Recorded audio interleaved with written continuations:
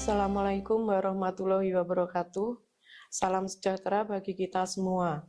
Perkenalkan, saya Dr. Handayani Purwulan MPD, dosen program studi S1 Pendidikan Guru Pendidikan Anak Usia Dini, Fakultas Keguruan dan Ilmu Pendidikan, Universitas Dr. Nugroho Magetan. Pada kesempatan ini, saya menyampaikan pernyataan diri dosen dalam unjuk kerja Tridharma Perguruan Tinggi atau PDD UKT PT bidang pengajaran sebagai bagian dari proses sertifikasi dosen tahun 2026. Video ini menampilkan implementasi pembelajaran pada mata kuliah metode pengembangan bahasa kode MKK 310 berbobot 3 SKS yang dilaksanakan pada semester 4 program studi S1 Pendidikan Guru Pendidikan Anak Usia Dini. Mata kuliah metode pengembangan bahasa membekali mahasiswa dengan kemampuan memahami dan menganalisis konsep, teori, tahapan, karakteristik, serta faktor-faktor yang memengaruhi perkembangan bahasa anak usia dini. Ruang lingkup mata kuliah mencakup bahasa reseptif dan bahasa ekspresif, kemampuan menyimak dan berbicara, perkembangan pragmatif, kosakata, struktur kalimat, kemampuan narasi, keaksaraan awal, multilingualisme, pemanfaatan bahasa ibu dan bahasa daerah, serta kebutuhan komunikasi anak yang beragam dan inklusif. Mahasiswa tidak hanya mempelajari teori, mahasiswa juga mengevaluasi dan mempraktikkan berbagai metode stimulasi bahasa, kemudian yaitu metode bercakap-cakap, tanya jawab, bercerita, read aloud, share reading, bernyanyi, permainan bahasa, bermain peran, dan sosiodrama. Pembelajaran diselenggarakan dengan orientasi outcome-based education, study center learning, pembelajaran berbasis bermain, pembelajaran berdiferensiasi, deep learning, research-based learning, dan project-based learning. Luaran utama mata kuliah berupa perangkat kegiatan pengembangan bahasa, media atau alat permainan edukatif bahasa, instrumen asesmen autentik, video micro teaching, refleksi, dan portofolio yang disempurnakan melalui prinsip continue quality information. Mata kuliah ini mendukung 3 profil lulusan program studi S1 PG PAUD. Pertama, PL1, Guru Pendidikan Anak Usia Dini Profesional. Kedua, PL2, Pengembang Pembelajaran PAUD berbasis bermain, STEM, teknologi digital, dan kearifan lokal. Ketiga, PL3, Pendidik PAUD inklusif dan pendamping tumbuh kembang anak. Ketiga profil tersebut menjadi dasar penetapan capaian pembelajaran lulusan, capaian pembelajaran mata kuliah, pengalaman belajar, serta sistem asesmen yang digunakan pada mata kuliah ini. Capaian pembelajaran lulusan yang dibebankan pada mata kuliah ini mencakup aspek sikap, pengetahuan, keterampilan umum, dan keterampilan khusus. Pada aspek sikap terdapat S2, S3, dan S5. Melalui S2, mahasiswa diharapkan menunjukkan sikap profesional, bertanggung jawab, disiplin, jujur, mandiri, adaptif, dan berintegritas akademik dalam melaksanakan tugas sebagai calon pendidik anak usia dini. Melalui S3, mahasiswa diharapkan menghargai keberagaman budaya, agama, kondisi sosial, karakteristik, kebutuhan bahasa, dan potensi setiap anak, serta mampu menyelenggarakan layanan pendidikan yang inklusif. Melalui S5, mahasiswa menginternalisasi semangat pembelajar sepanjang hayat, inovasi, kreativitas, dan tanggung jawab terhadap pengembangan profesi pendidik PAUD. Pada aspek pengetahuan terdapat PP2, PP3, dan PP5. Mahasiswa diharapkan menguasai teori pertumbuhan dan perkembangan anak, teori belajar dan pembelajaran berbasis bermain, pembelajaran berdiferensial, deep learning, STEM, dan pendekatan pembelajaran inovatif, media pembelajaran, alat permainan edukatif, literasi, teknologi digital, serta kecerdasan artifisial. Pada aspek keterampilan umum, terdapat KU1 dan KU6. Mahasiswa diharapkan mampu berpikir logis, kritis, sistematis, kreatif, inovatif, dan reflektif, serta mampu memanfaatkan teknologi informasi, komunikasi digital, dan kecerdasan artifisial secara etis, bertanggung jawab, dan efektif dalam bidang PAUD. Adapun keterampilan khusus yang dikembangkan meliputi KK1, KK2, KK3, dan KK4. Mahasiswa diharapkan mampu mengidentifikasi karakteristik dan kebutuhan perkembangan bahasa anak, merancang dan melaksanakan pembelajaran PAUD yang berpusat pada anak, mengembangkan media dan alat permainan edukatif, serta melaksanakan asesmen autentik dan menyusun tindak lanjut pembelajaran. CPL tersebut diturunkan menjadi 4 capaian pembelajaran mata kuliah atau CPMK. CPMK pertama, pada level kognitif C4, mahasiswa mampu menganalisis hakikat, teori, tahapan, karakteristik, komponen, serta faktor yang memengaruhi perkembangan bahasa anak usia dini. Cakupannya meliputi bahasa reseptif, ekspresif, pragmatif, keaksaraan awal, multilingualisme, dan kebutuhan inklusif. CPMK kedua, pada level C5, mahasiswa mampu mengevaluasi metode dan strategi stimulasi bahasa anak usia dini, antara lain bercakap-cakap, tanya jawab, bercerita, read aloud bernyanyi dan permainan bahasa, permainan peran, dan sosiodrama. Evaluasi dilakukan berdasarkan prinsip bermain, diferensiasi, deep learning, hasil penelitian, konteks budaya, dan inklusi. CPMK ketiga, pada level C6, mahasiswa mampu merancang dan mengembangkan perangkat media, alat permainan edukatif, sumber belajar digital, serta asesmen autentik untuk stimulasi pengembangan bahasa secara kreatif, inovatif, kontekstual, dan menggunakan kecerdasan artifisial secara etis.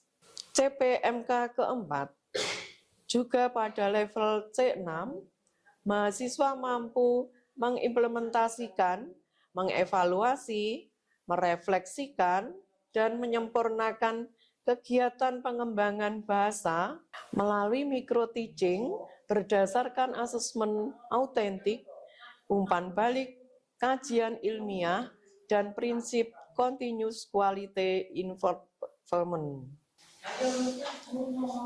Pada rekaman pembelajaran ini, saya menampilkan pertemuan ke-6 yang mendukung CPMK 2 dan sub CPMK 2.1. Materi yang dibahas adalah metode bercerita, read aloud atau share reading, dan bernyanyi untuk mengembangkan kosakata serta kemampuan narasi anak usia dini. Setelah mengikuti pembelajaran, mahasiswa diharapkan mampu pertama, menganalisis kesesuaian buku atau cerita dengan usia dan kebutuhan anak.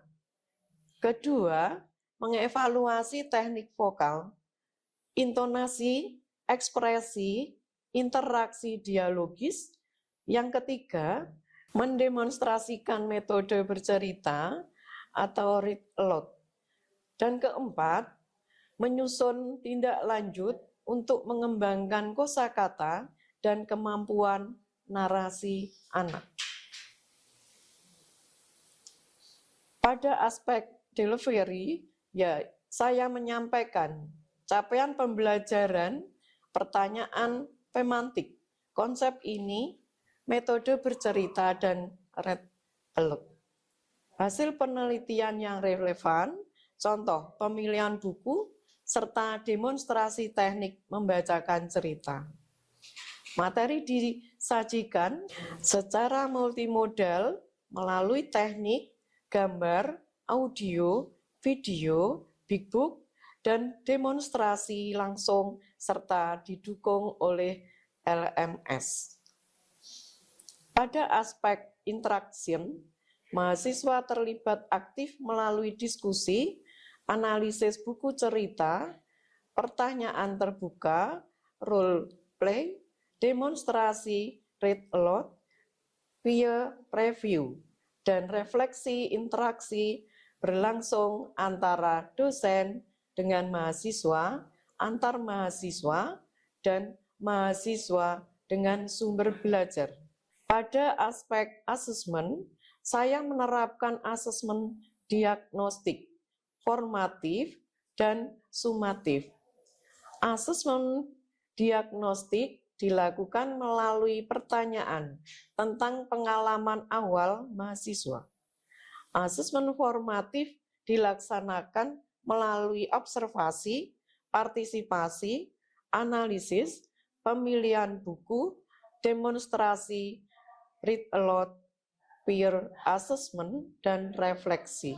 Indikator penilaian meliputi ketetapan metode, kesesuaian perkembangan, kualitas bahasa dan narasi, intonasi dan ekspresi, penggunaan pertanyaan terbuka, interaksi dua arah, kesesuaian budaya, inklusi, serta kemampuan menyusun tindak lanjut.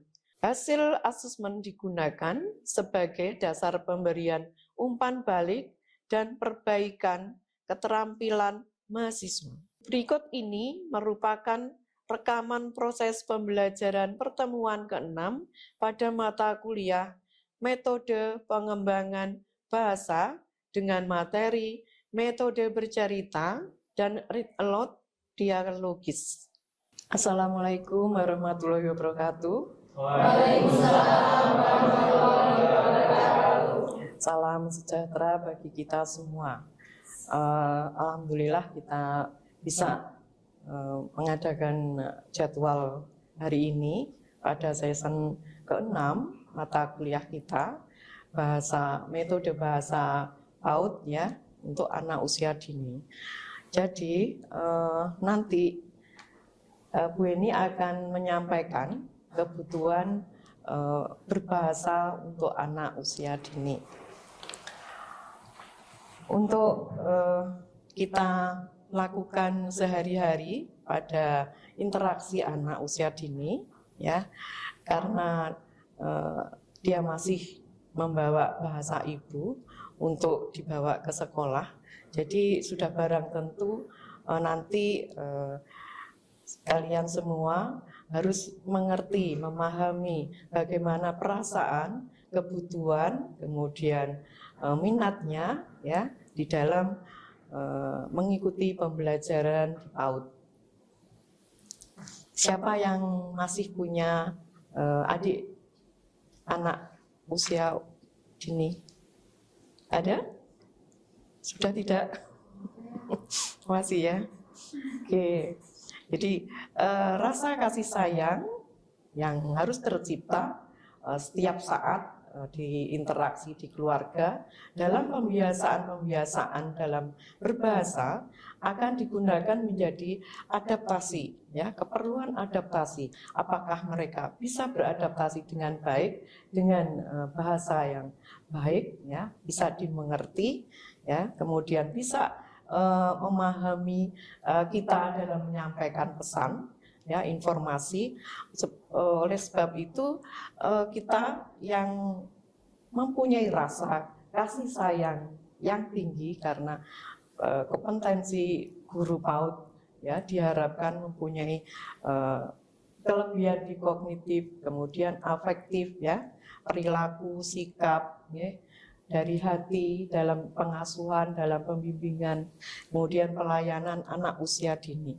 Sudah barang tentu ranah sosiomotorik anak itu kita perhatikan, ya.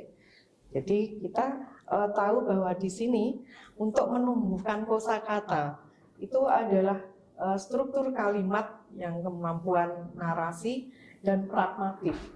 Pragmatik di sini apa yang dia katakan itu untuk kehidupannya nanti, ya. Jadi apa yang dibutuhkan dengan jelas tanpa imajinasi yang lebih, ya.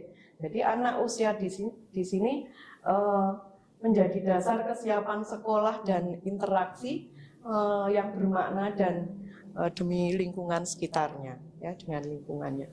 Di sini perlu kita sebagai calon guru PAUD sudah barang tentu mempunyai kelebihan, ya. Yang pertama harus sabar, kemudian harus ada keikhlasan, gitu, ya. Ada rasa kasih sayang pada anak kecil, gitu, ya. Walaupun bukan adik sendiri atau saudara sendiri, tapi kita lebih melayani, ya, mengasuh, kemudian membimbing, sampai berinteraksi, sampai kebutuhannya ke kamar mandi, dia belum bisa mandiri betul, ya. Di sini keikhlasan, ketekunan untuk calon guru-guru PAUD ini harus ditingkatkan, ya. Sudah barang tentu ini menjadi kompetensi yang tadi. Yang kedua, afektif, ya, perilaku kita bagaimana dengan penuh kasih sayang pada anak yang masih usia dini. Nah, untuk itu kita di sini ada perasaan. Jadi ada chemistry. Jadi guru di dalam menyampaikan harus ada punya rasa, ya. Jadi sentuhan-sentuhan kasih itu diperlukan bagi anak-anak dan dia akan termemori bu gurunya, pak gurunya bagaimana, ya. Di sini diperlukan sekali bahwa interaksi yang dari dalam hati, ya, ini yang menjadi sentuhan-sentuhan dia di dalam kehidupannya nanti untuk persiapan ke jenjang sekolah selanjutnya, ya. Next, untuk kita mengapa bahasa di usia dini ini harus diperhatikan, ya. Di dalam memberikan proses pembelajaran di PAUD, sudah barang tentu di sini kalau di PAUD masih ditoleransi, ya, tidak menggunakan bahasa Indonesia semuanya atau keseluruhannya. Jadi ada bahasa ibu boleh, bahasa daerah itu, ya. Yang penting anak bisa memahami, ya, bisa mengerti apa yang ditugaskan ibu guru di situ. Jadi menimbulkan semangat, ya, stimuli untuk dia mengikuti belajar. Yang terpenting itu. Kemudian di sini kalau kita sudah mempelajari ini, ya, kemarin, ya, bahasa menjadi sistem simbolik, ya, ini sudah. Kemudian dalam bicara, ya, di sini produksi bunyi lisan dengan artikulasi suara, kelantaran dan ekspresi verbal. Di sini terkadang anak usia dini masih PAUD ada belum lantarnya verbal, ya. Ada yang masih cedal-cedal gitu, ya. Ini mahasiswa nggak ada kan yang cedal-cedal. Nah, oleh sebab itu di sini dalam mengolah vokal, mengajari vokal itu harus jelas. A, I, U, E, U itu harus jelas. Kemudian tidak dicedal-cedalkan, ya. Ayo kita sekolah gitu kan, seperti itu. Tapi tetap ayo kita sekolah gitu ya. Nah, ini yang perlu kita pahami bersama. Kemudian keperluan komunikasi di sini yang verbal tadi ya, interaksi yang terbaik untuk anak-anak, sentuhan hatinya ada, kemudian ekspresi kita ya, ekspresi kita dengan anak akan berbeda ya. Kemudian nonverbal di dalam membangun pemahaman anak di sini ada sentuhan rasa.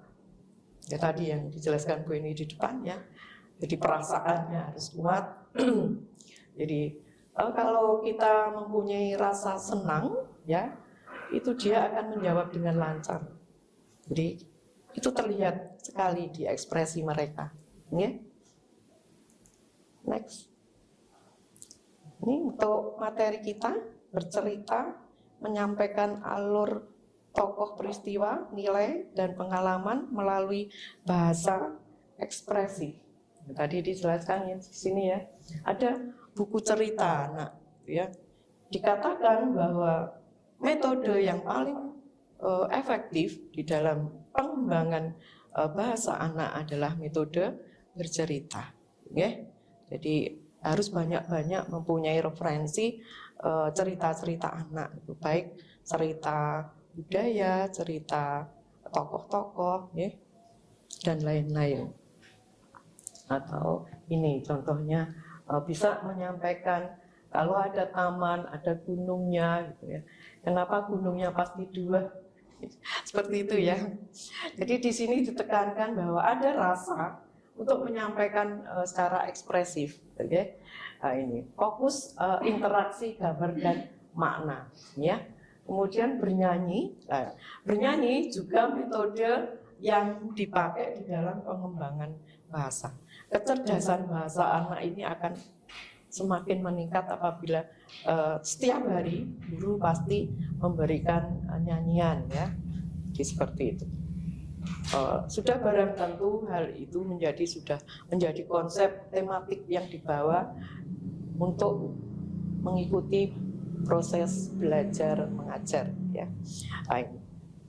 Tematik ini sebenarnya secara konsep itu dibuat setelah belajar, ya, mengikuti belajar.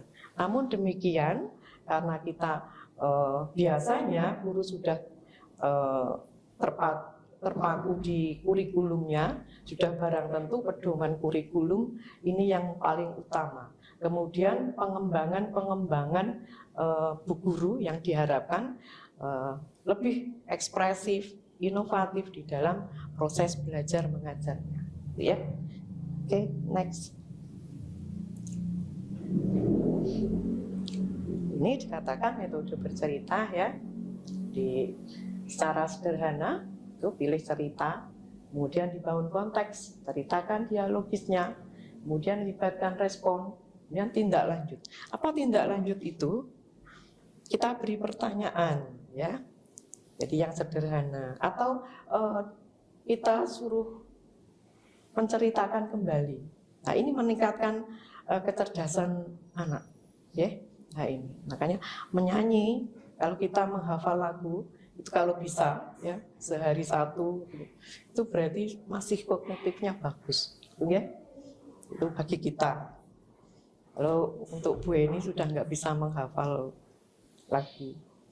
Nah, di sini untuk membaca biasa, ya, guru dominan membaca, anak cenderung pasif, ya. Nah, ini membaca biasa. Kemudian pertanyaan hanya menguji ingatan, sedikit respon dan elaborasi. Menguji ingatan yang tadi dikatakan Bu Eni, bahwa setelah bu guru bercerita, maka peserta didik diharapkan bisa menceritakan kembali. Ayo siapa yang bisa menceritakan kembali, gitu. Jadi ini kemandirian anak akan terlihat bahwa dia akan pede, ya. Jadi melakukan apa yang dia mampu, gitu. Nah ini bagaimana sikap bu guru setiap hari, nah, di situ. Jadi menstimuli, kemudian merespon, ya, kemudian membimbing, kemudian memupuknya, kemudian meningkatkan potensi terbentuk, ya. Biasanya potensi itu lebih dari 2 gitu. Jadi harus dipilih yang paling berminat gitu ya. Kemudian paling disukai gitu ya. Terpenting itu. Kemudian akan timbul hobi gitu ya. Jadi ini potensi ini untuk usia dini. Bisa nanti di jenjang selanjutnya dia akan juga berubah potensi itu. Mengapa demikian? Karena pengaruh teman ya, sama-sama dekat dengan siapa, kemudian dia mempunyai minat, hobi gitu ya, suka bercerita dengan siapa gitu. Anak-anak pun juga begitu ya. Kalian juga begitu kan, suka bercerita sama teman gitu ya, curhat-curhat. Jadi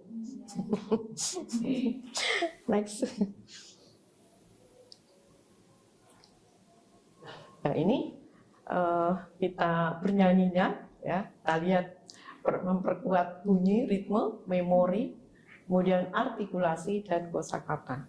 Dapat dipadukan dengan gerak, gambar, benda, dan permainan peran. Kemudian membantu anak yang pemalu masih terbatas pada bahasa verbal dan partisipasi. Oleh sebab itu kita harus sering-sering mengajak bercerita yang dikatakan metode yang paling efektif, maka kita pilih ya, bercerita dan bernyanyi. Itu untuk metode pengembangan bahasa anak. Ya. Walaupun bahasa ibu itu selalu mengikuti karena masih usia dini. Nanti kalau sudah jenjang SD, itu kelas rendah itu masih ditoleransi untuk interaksi bahasa daerah. Namun kalau sudah jenjang yang kelas tinggi ya 5-6 itu sudah harus memakai bahasa Indonesia apabila berinteraksi dengan bu guru atau pak guru. Ini ya. Kemudian baik di indoor maupun di outdoor. Ya, kita mempunyai sistem pembelajaran di tekniknya. Sekarang dikatakan pembelajaran mendalam ya, karena ada tadi sentuhan rasa, kemudian digunakan untuk bermanfaat untuk kehidupannya nanti. Nah, ini berarti apa? Menumbuhkan kemandirian anak untuk melakukan sesuatu hal untuk di kemudian hari. Oke? Di ini. Saya kira bisa dipahami ya untuk ini. Ini kalau membaca bersama, ini saya kira ini untuk kelas selanjutnya nanti ya. Kalau PAUD 1 kata 2 kata gitu ya dalam membaca. Tapi bu gurunya yang lebih aktif di dalam membacakan cerita ya. Baik menggunakan media ya, boneka atau media yang berasal dibuat dari alam itu ya. Kayak daun-daunan gitu ya. Bisa diceritakan gitu. Biasanya daun kelapa itu ya, itu kan bisa dipakai wayang-wayang gitu ya, boneka-boneka gitu ya. Nah ini bisa untuk media alam. Jadi kita dekatkan dengan media alam. Okay? Sudah barang tentu di sini masing-masing sekolah pasti untuk PAUD ya terbatas sarana prasarana. Biasanya alat edukatifnya itu memang disusun dengan baik ya. Terima kasih atas perhatiannya ya. Kita akhiri. Wassalamualaikum warahmatullahi wabarakatuh. Waalaikumsalam warahmatullahi wabarakatuh. Tirukan Bu ini. Mengajar dari hati, mengajar dengan hati. Oke. Oke. Pertanyaan ini.